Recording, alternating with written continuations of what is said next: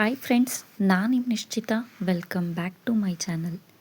ಇವತ್ತಿನ ರೆಸಿಪಿ ಒಳಗೆ ಉತ್ತರ ಕರ್ನಾಟಕದ one of the special recipe ಅಂತಲೇ ಹೇಳ್ಬೋದು. ಡಿಫ್ರೆಂಟಾಗಿ ಸೌತಿ ಬೀಜದ ಪಾಯಸ ಹೆಂಗೆ ಮಾಡೋದು ಅಂತ ಹೇಳಿ ತೋರಿಸಾತೀನಿ. ನಾನು 2 ಚಾನಲ್ ಅದಾವು. ಒಂದು ನಿಶ್ಚಿತ MS ಲಾಗ್ ಚಾನಲ್, ಇನ್ನೊಂದು ನಿಶ್ಚಿತ MS ತಿನಿಸುಕಟ್ಟೆ ಚಾನಲ್.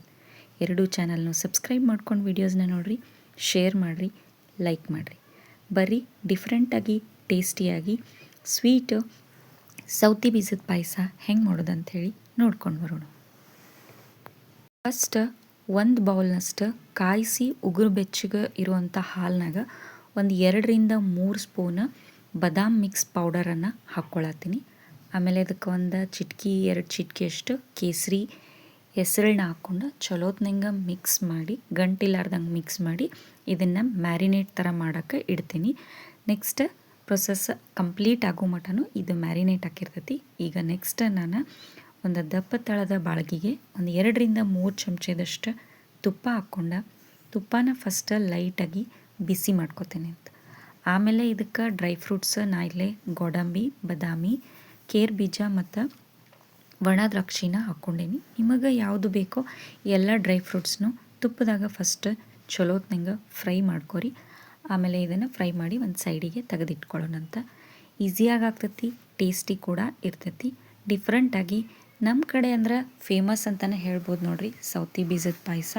ಸಮರ್ ಬಂತಂದ್ರೆ ಸೌತಿ ಬೀಜನ ಮಾಡಿ ರೆಡಿ ಇಟ್ಕೋತಾರೆ, ವರ್ಷಗಟ್ಟಲೆ ಸ್ಟೋರ್ ಮಾಡ್ಕೋತಾರೆ.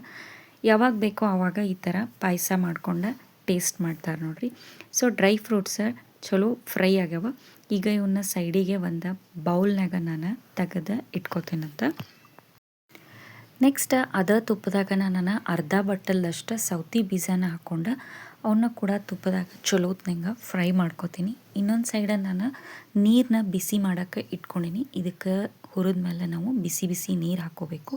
ಸೊ ಸೌತಿ ಬೀಜ ಚಲೋತ್ನಂಗೆ ಫ್ರೈ ಆದಮೇಲೆ 1 ಬಟ್ಲು ಸೌತಿ ಬೀಜಕ್ಕೆ ನಾ ಇಲ್ಲೇ 4 ಬಟ್ಲು ಅಂತ ನೀರನ್ನು, ಬಿಸಿ ನೀರನ್ನು ಹಾಕ್ಕೊಂಡೀನಿ.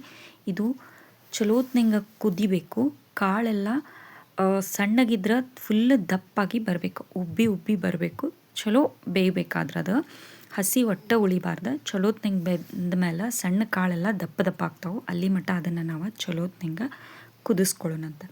ಸೊ ನೋಡ್ರಿ ಇಲ್ಲೇ ಚಲೋ ಕುದ್ದ ನೀರೆಲ್ಲ ಆವಿ ಆಗೈತಿ ಮತ್ತು ಕಾಳು ಫುಲ್ ಉಬ್ಬಿ ಬಂದಾವು. ಈಗ ನೆಕ್ಸ್ಟ್ ನಾನು ಇದಕ್ಕೆ ಸಕ್ಕರೆ ಹಾಕೋತೀನಿ.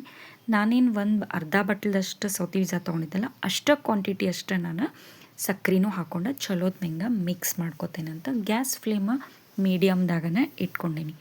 ಈಗಂತೂ ಆಷಾಢ ಸ್ಟಾರ್ಟ್ ಆಗೈತಿ. ಇವತ್ತು ಫಸ್ಟ್ ಆಷಾಢ ಶುಕ್ರವಾರ ಐತಿ. ಎಡೆ ಮಾಡೋಕೆ ದೇವರಿಗೆ ಈಸಿ ಆ್ಯಂಡ್ ಕ್ವಿಕ್ಕಾಗಿ ಭಾರಿ ಮಸ್ತ್ ಅಂದ್ರೆ ಮಸ್ತ್ ಆಗ್ತೈತಿ. ಸಕ್ಕರೆ ಹಾಕಿ ಚಲೋತ್ನಂಗೆ ಕೈಯಾಡಿಸಿ ಸಕ್ಕರೆ ಲೈಟಾಗಿ ಕರಗಾತೈತಿ ಅಂದಾಗ ಮೊದಲನ್ನು ಫ್ರೈ ಮಾಡಿ ಇಟ್ಕೊಂಡಂಥ ಡ್ರೈ ಫ್ರೂಟ್ಸ್ ಏನಿತ್ತಲ್ಲ ಅದನ್ನು ಹಾಕಿ ಚಲೋತ್ನಂಗೆ ಕೈಯಾಡ್ಸೋಣಂತ. ಟೇಸ್ಟ್ ಡಿಫ್ರೆಂಟಾಗಿ ಭಾರಿ ಮಸ್ತ್ ಇರ್ತೈತೆ ನೋಡ್ರಿ. ನೆಕ್ಸ್ಟ್ ಇದಕ್ಕೆ 1 ಚಮಚದಷ್ಟು ಯಾಲಕ್ಕಿ ಪೌಡರನ್ನು ಹಾಕ್ಕೊಂಡೀನಿ. ಆಮೇಲೆ ನಾನು ಮೊದಲನ್ನು ಮ್ಯಾರಿನೇಟ್ ಮಾಡೋಕ್ಕಿಟ್ಟಂಥ ಬಾದಾಮ್ ಮತ್ತು ಕೇಸರ್ ಹಾಲು ಏನಿತ್ತಲ್ಲ ಅದನ್ನು ಹಾಕ್ಕೊಂಡು ಫಸ್ಟ್ ಚಲೋತ್ನಂಗೆ ಒಂದು ಸಲ ಮಿಕ್ಸ್ ಮಾಡ್ಕೊಳ್ಳೋಣ.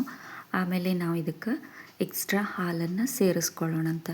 ನಾನು ಒಂದು 2 ಬಟ್ಲದಷ್ಟು ಹಾಲು ಹಾಕ್ಕೋತೀನಿ. ಫಸ್ಟ್ 1 ಬೌಲ್ನಷ್ಟು ಹಾಲು ಹಾಕ್ಕೊಂಡು ಚಲೋ ಮಿಕ್ಸ್ ಮಾಡ್ಕೋತೀನಿ. ಪಾಯಸ ಇನ್ನೂ ಥಿಕ್ಕಾಗಿ ಇತ್ತು ಅಂತಂದ್ರೆ ನಾನು ಇನ್ನೊಂದು ಸ್ವಲ್ಪ ಆ್ಯಡ್ ಮಾಡ್ಕೋತೀನಿ. ಸೊ ಹಾಗಾಗಿ ಇನ್ನೊಂದು ಬೌಲೂ ನಾನು ಆ್ಯಡ್ ಮಾಡ್ಕೊಂಡೀನಿ. ನಂಗಿದು ಒಂಚೂರು ಭಾಳಷ್ಟು ತಿನ್ನಾಗಿ ಬೇಕಿತ್ತು, ಅದಕ್ಕೆ ನಾನು ಜಾಸ್ತಿ ಕ್ವಾಂಟಿಟಿ ಹಾಲು ಹಾಕ್ಕೊಂಡೀನಿ. ನಿಮಗಿದು ತಿಕ್ಕಾಗಿ ಬೇಕಿತ್ತಂದ್ರೆ ಹಾಲು ಸ್ವಲ್ಪ ಕಡಿಮೆ ಹಾಕೋರಿ.